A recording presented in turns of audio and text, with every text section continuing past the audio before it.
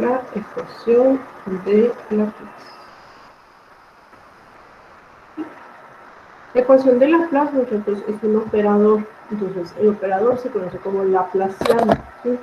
El laplaciano se representa como un triángulo invertido, ¿sí? Y en este caso, pues el laplaciano estaría afectando a una función u de dos variables. Lo que significa esto es que vamos nosotros a derivar dos veces respecto a cada una de las variables. Entonces, la ecuación de Laplace sería la segunda parcial de u respecto a x más la segunda parcial de u respecto a y igual a 0. ¿Sí? A esta de aquí se le conoce como ecuación de Laplace. ¿Sí? Entonces, la ecuación de Laplace lo que va a estudiar es también la temperatura, ¿sí? Pero va a estudiar la temperatura en estado estable de un cuerpo.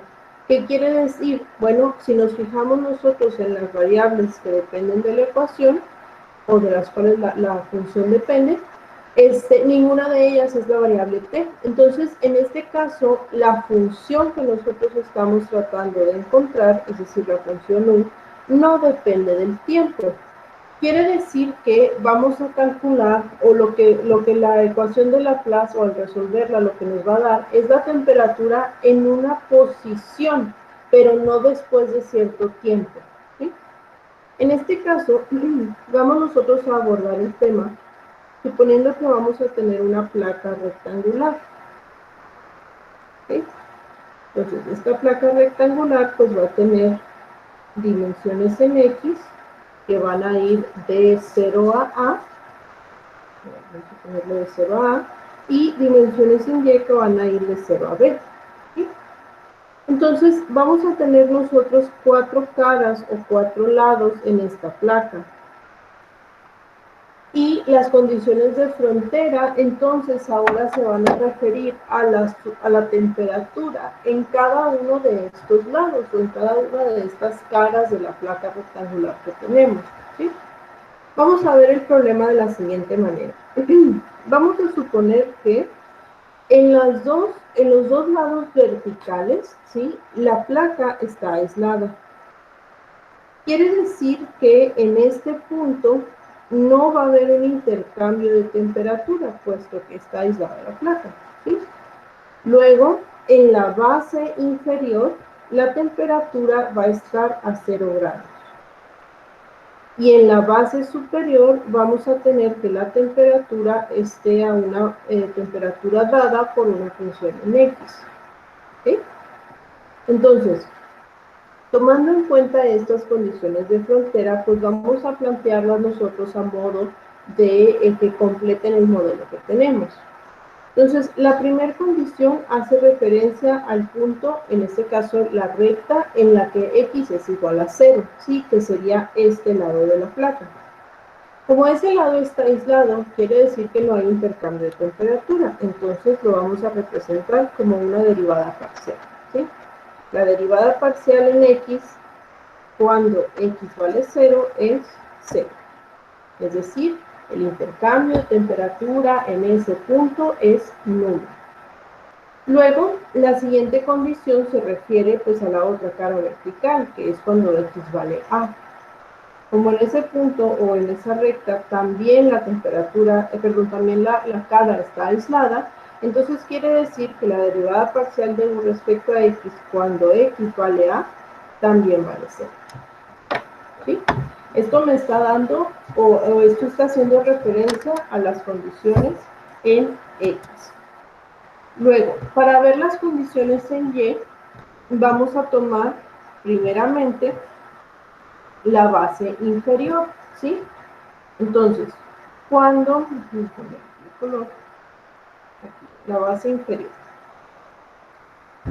la temperatura cuando Y vale 0 es igual a 0, que eso me está representando como que la parte de abajo, ¿no? Y en la base superior, la temperatura cuando Y vale R es igual a F de X.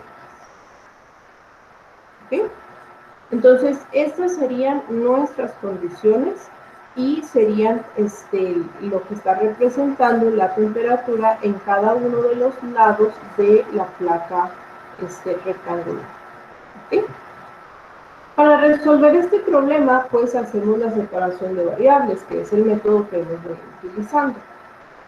Nosotros vamos a decir que nuestra variable dependiente u va a tener la forma de una solución producto de dos funciones, una función en x y una función en y.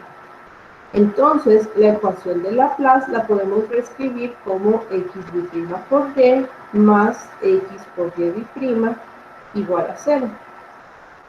Y al hacer la separación tendríamos x' por y es igual a menos x por y', es decir, x' sobre x o sobre menos x, como le quieran poner, es igual a menos y' sobre y esto tendría que ser igual a lambda cuadrada. ¿Ok? En este caso tenemos que cuidar algo para saber exactamente cómo lo vamos a resolver. Depende de la ecuación de las x, ¿sí? Lo que nosotros tenemos que cuidar es que en la ecuación de las x aparezca un signo menos. ¿Para qué? Para entonces poder obtener una solución del tipo senos y cosenos. Si eso no sucede, entonces no vamos a obtener ninguna solución, nos vamos a quedar en el trivial, ¿sí? Como aquí el menos lo dejamos con las y, entonces tenemos que forzar que esto sea el tercer caso, es decir, menos lambda cuadrada. ¿Para qué? Pues les digo que para la ecuación de las x tenga un signo menos. Si el menos lo hubiéramos pasado con las x, pues entonces igualaríamos al primer caso, que es lambda cuadrada positiva. ¿Vale? Entonces, en este caso, tendríamos, ya que igualamos a menos lambda cuadrada, pues tendríamos que x' más lambda cuadrada de x es igual a 0, y aquí vamos a tener que y' menos lambda cuadrada y es igual a 0. Entonces, encontrando la ecuación auxiliar de cada una de estas ecuaciones diferenciales, tenemos que m más lambda cuadrada es igual a 0, y acá tenemos que m cuadrada, perdón, aquí era m cuadrada, menos lambda cuadrada es igual a 0. En ambos casos vamos a despejar el valor de m. Para las x vamos a tener que m es igual a más menos lambda y, es decir, vamos a obtener valores imaginarios, ¿sí? Y para las y vamos a obtener que m es igual a más menos lambda, valores reales, ¿sí? Entonces, en este caso, vamos a tener que x va a tener la forma de C1 coseno de lambda x más C2 seno de lambda x. Y para las y vamos a tener que es C3 por e a la lambda y más C4e a la menos lambda y. Ahora, esta expresión, ¿sí? Esta expresión con términos exponenciales de esta forma, se puede reescribir también en términos de funciones hiperbólicas.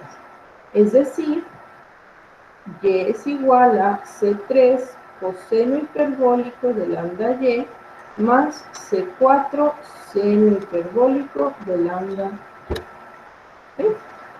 Para que nuestra solución esté un poco más manejable o que esté acotada incluso en algunos puntos, pues vamos a trabajar las funciones hiperbólicas.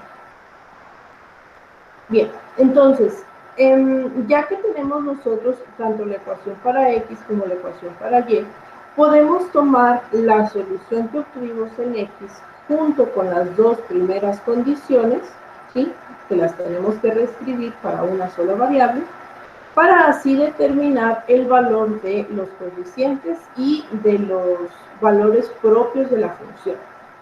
Entonces, las dos primeras condiciones las vamos a reescribir como x' de 0 es igual a 0 y x' de a Maestra, es igual a 0. Dígame. una pregunta. Por ahí puso y igual a C3 coseno hiperbólico de lambda y en el seno puso lambda y positiva. Arriba en el exponente es negativo. No pasa nada si lo pongo positivo.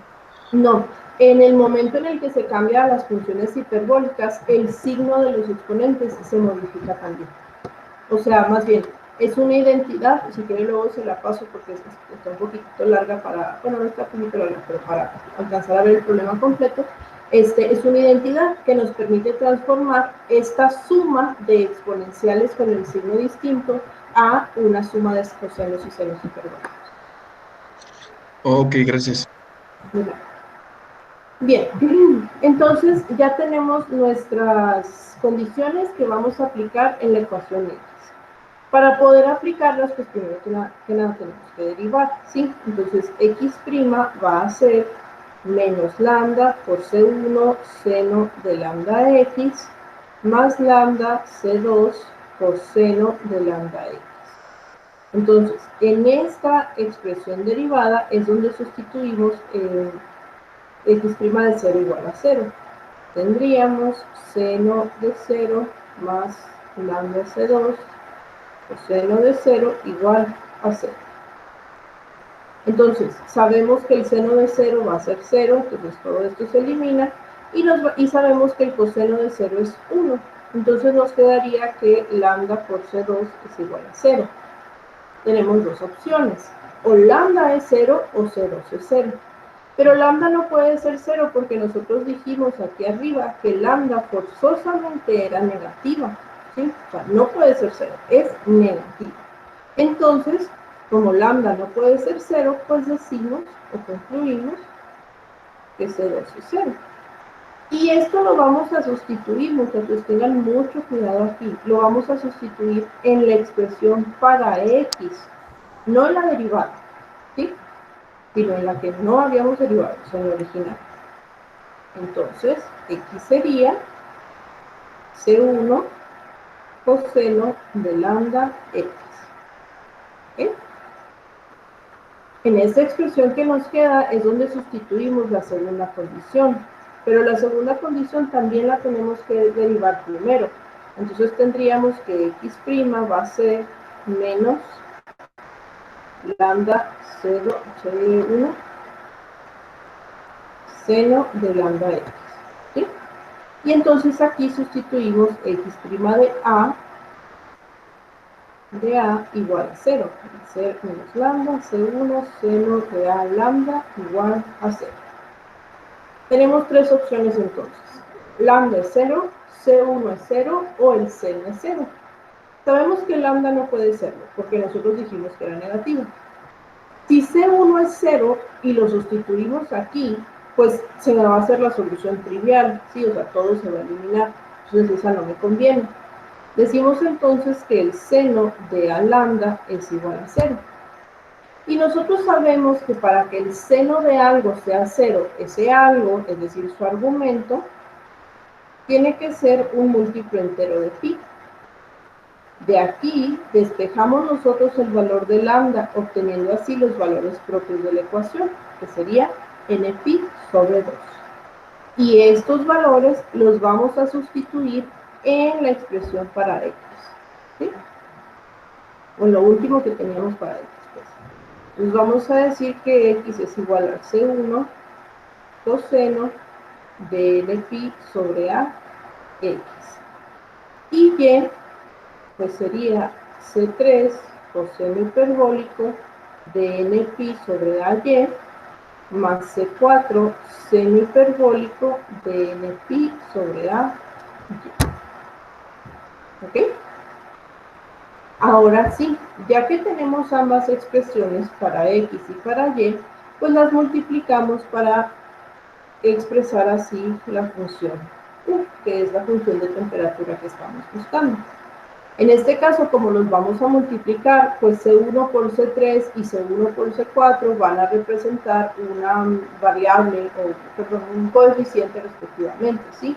Tendríamos entonces coseno de npi sobre ax por, lo voy a poner aquí, an coseno hiperbólico de npi sobre ay más bn seno hiperbólico de npi sobre a y. ¿Okay? Y esta va a ser entonces la expresión de la temperatura con la que voy a seguir trabajando. Ya una vez que apliqué las dos condiciones que corresponden con la variable x, vamos a aplicar ahora las condiciones que corresponden con la variable y. Entonces, la primera de ellas que vamos a aplicar, pues es la de la base, ¿no? Donde u de x, 0 era igual a 0. Va a ser entonces a n coseno hiperbólico de 0 más dn seno hiperbólico de 0 igual a 0. ¿Sí? Al igual que con las funciones no hiperbólicas, el coseno hiperbólico y el seno hiperbólico de 0 son 1 y 0 respectivamente. Esto se hace 1 y todo esto se hace 0. Eso lo pueden checar en sus calculadoras. Creo que... sí. Creo que sus calculadoras lo tienen también. La mayoría de las calculadoras científicas tienen una teclita que dice HIP. ¿Sí? Le pican ahí y ahí salen las funciones hiperbólicas. Entonces, pues ahí las pueden evaluar para que comprueben estos valores. Bien. Entonces, al haber evaluado esto, pues vamos a obtener que AN por coseno de n pi sobre a x es igual a 0. Evidentemente la función de coseno no puede ser 0, ¿sí? Entonces lo único que puede ser 0 pues es precisamente el coeficiente AN. Y eso lo sustituimos en nuestra ecuación de U, en la expresión que tenemos para U. Entonces vamos a obtener aquí, ya expresado de forma de serie, que U de x, y va a ser la sumatoria de n igual a 1 hasta infinito del coseno de bn por el coseno de n pi sobre ax por el seno hiperbólico de n pi sobre a. ¿Okay?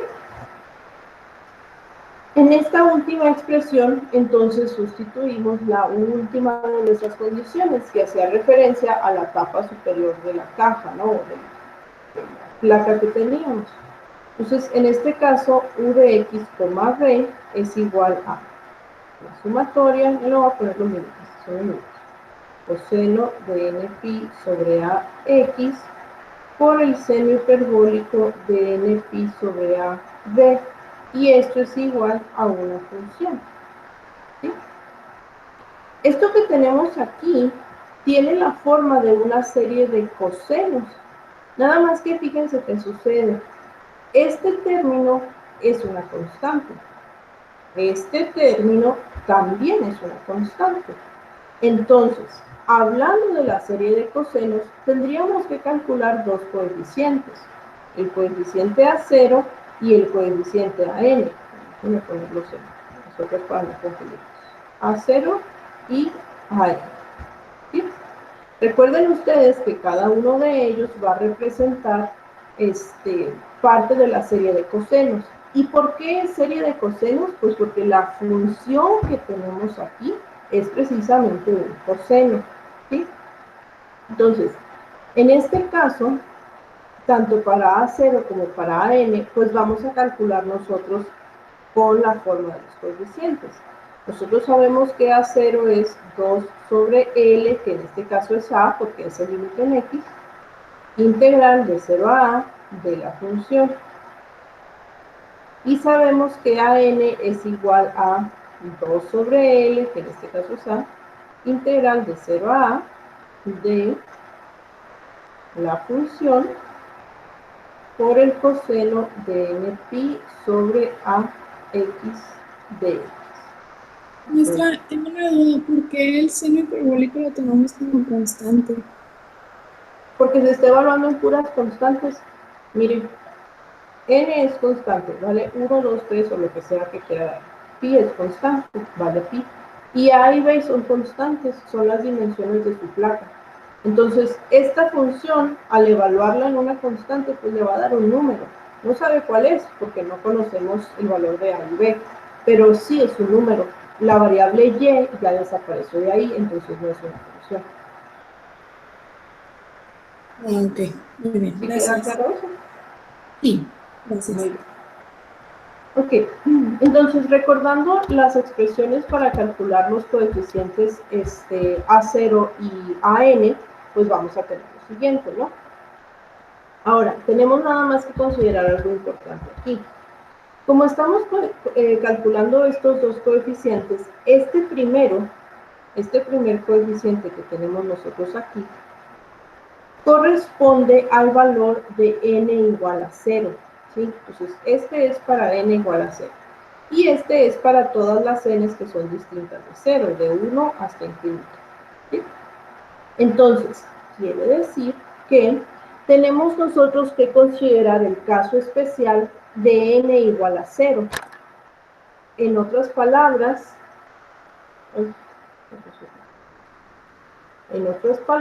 tenemos que regresarnos a este caso. Aquí. Si n es 0, ¿qué pasa con lambda? Y si lambda es 0, ¿qué pasa con el resto de la ecuación? ¿Sí? Entonces, lo voy a poner así en pausa y nos vamos a ir, lo vamos a ver acá. ¿Sí? Aquí está. Estas. ¿Ok? Entonces, me las voy a traer aquí abajo porque, bueno, no sé, pues no me quedan acá. Espera. Yo sé que los estoy mareando con tanto movimiento de pantalla, pero bueno.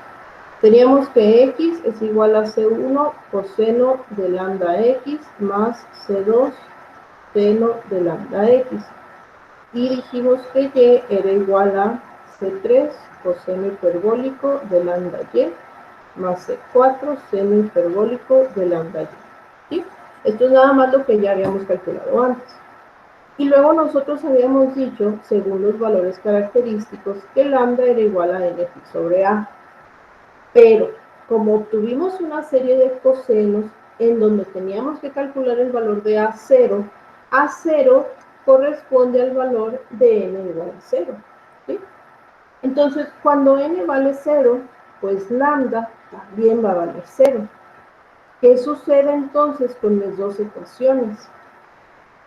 Bueno, para las x vamos a tener que C1 coseno de 0 más C2 seno de 0, ¿sí? Es decir, que x va a ser igual a C1. Y para las y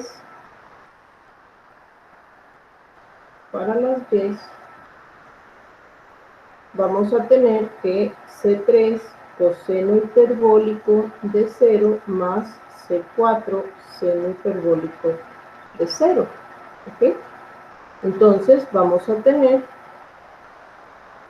que y es igual a C3.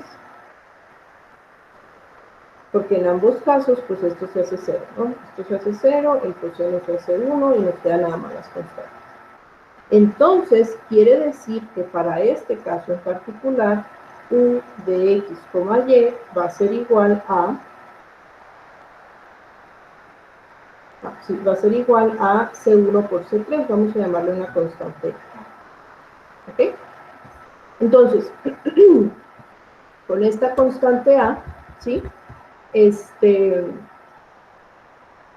Bueno, con esta constante A cumplimos el requisito de decir que nuestra serie, nuestra solución final, ¿dónde estaba? Aquí. Esta solución se va a tener que escribir como la suma de dos soluciones distintas. Una que corresponde a una constante que es para cuando n es igual a 0, lo voy a poner a 0 de una vez, más la sumatoria de todas las demás. Y ya pues esta sumatoria quedaría igual en este caso, ¿no? ¿Sí? Entonces, perdón.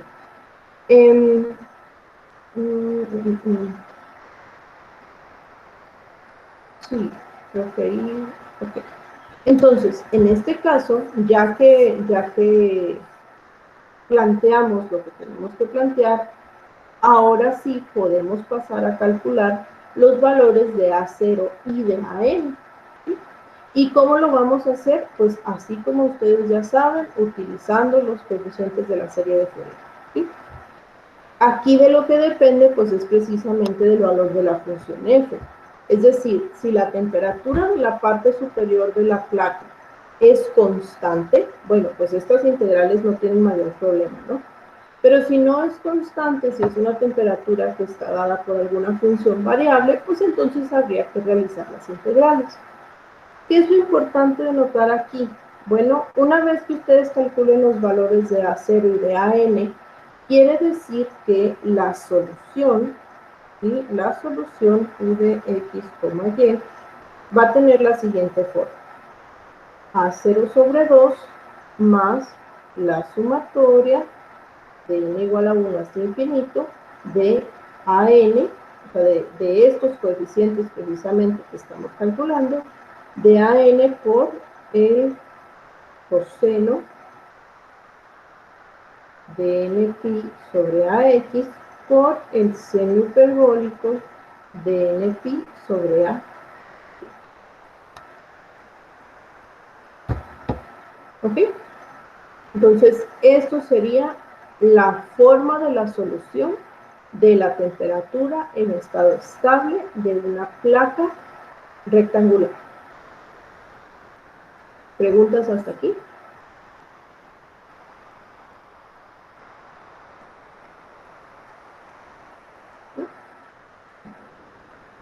Ahora, sucede algo que debemos de considerar. En este caso, la solución nos dio como serie de cosenos porque los extremos están aislados. Si los extremos no están aislados, pues entonces tendríamos una solución diferente, ¿sí? ¿Por qué?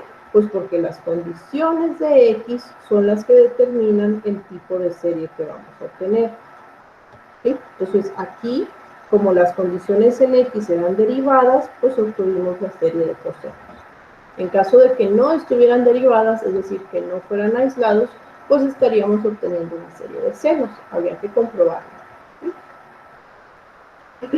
Otro caso particular que puede suceder con este tipo de aplicaciones es la siguiente. En ocasiones vamos a tener nosotros una placa no rectangular, sino algo que se conoce como placa semi-infinita. Se conoce como placa semi-infinita porque sus dimensiones en X, que van de 0 a A, son comparativamente muchísimo más pequeñas que las dimensiones que puede tener en Y. Entonces, los valores en Y son muy grandes comparados con los valores que hay en X. Imagínense ustedes los rieles del tren, ¿sí? Suponiendo que fueran continuos. Pues el riel que mide 15 centímetros, 20 centímetros, no tengo ni idea. 5 centímetros, sí, o sea, pero su medida está en centímetros y su longitud pues puede llegar a kilómetros. Entonces, comparativamente los valores de Y son muchísimo más grandes que los valores de X, ¿sí? Son mucho más grandes. Eso quiere decir que, por ejemplo, nosotros cuando tengamos nuestra solución, bueno, pues ya sabemos que las X tendrían la forma de C1 coseno de lambda X más C2 seno de lambda Y, y que las Y tendrían por solución C3 coseno C3 E a la lambda Y más C4E a la menos lambda Y. ¿Sí? Entonces, después de hacer la separación, resolver las ecuaciones auxiliares, inventar los valores, etcétera, etcétera, llegamos a estas dos soluciones. Pero aquí vamos a tener un problema, porque imagínense que ustedes agarran el valor más grande en las X, que es A, y lo sustituyen aquí. Pues no pasa nada, ¿no? O sea, nos da coseno de A, seno de A, lo calculamos y ya. Pero imagínense que agarran el valor más grande en las Y, que es un valor muy, muy, muy grande comparado con este valor de A, ¿sí? Se sale de la escala. ¿Qué es lo que va a pasar con esta expresión? Si nosotros ponemos un valor muy grande en la variable Y, este término de aquí tiende a infinito, ¿sí? ¿Por qué? Pues porque Y toma valores grandes. O sea, imagínense que X está en centímetros y que Y está en cientos de metros. Pues el valor es muy grande, ¿sí? Comparado con el de las X. Entonces, esto de aquí tiende a infinito. Evidentemente no va a ser infinito, o sea, les va a dar un valor, pero ese valor va a ser muy grande. Y se supone que yo aquí estoy hablando de una temperatura, y pues a menos de que estén en el centro de la Tierra o en el Sol, pues las temperaturas no pueden tender a infinito, están acotadas por la realidad, por la naturaleza, por la temperatura ambiente, ¿sí? Entonces, para eliminar ese problema, vamos nosotros a acotar la temperatura. Y para acotarla, vamos a hacer que C3 sea igual a 0. ¿Sí? ¿Por qué C3? Pues porque es el que está con el exponencial positivo, ¿sí? ¿Por qué tiene que ser 0? Porque yo sé que el exponencial no puede ser 0, pero yo puedo darle un valor a una de las constantes, porque al final son constantes arbitrarias, de acuerdo a las condiciones físicas de mi problema. Y aquí en las condiciones físicas, pues yo necesito que la temperatura esté acotada. En las placas semi-infinitas, entonces, vamos a tener condiciones para las dos caras verticales, condiciones para la base, pero no tenemos una condición para la tapa o para la base superior. ¿Por qué? Porque está tan lejos que ni siquiera la podemos evaluar. Entonces, precisamente para evitar ese problema, hacemos que el término exponencial positivo de las y sea 0. ¿Cómo? Asignándole el valor de 0 al coeficiente que lo acompaña. Y luego ya, después de hacer eso, ahora sí empezamos a evaluar todo el resto de las condiciones. ¿Sí se entiende por qué se hace esto aquí? Sí, maestra. Eso sucede entonces en los problemas de placa semi-infinita. No es que sea infinita o no es que sea infinitamente grande, simplemente quiere decir que los valores de Y son comparativamente mucho más grandes que los valores de X. ¿Ok? ¿Preguntas?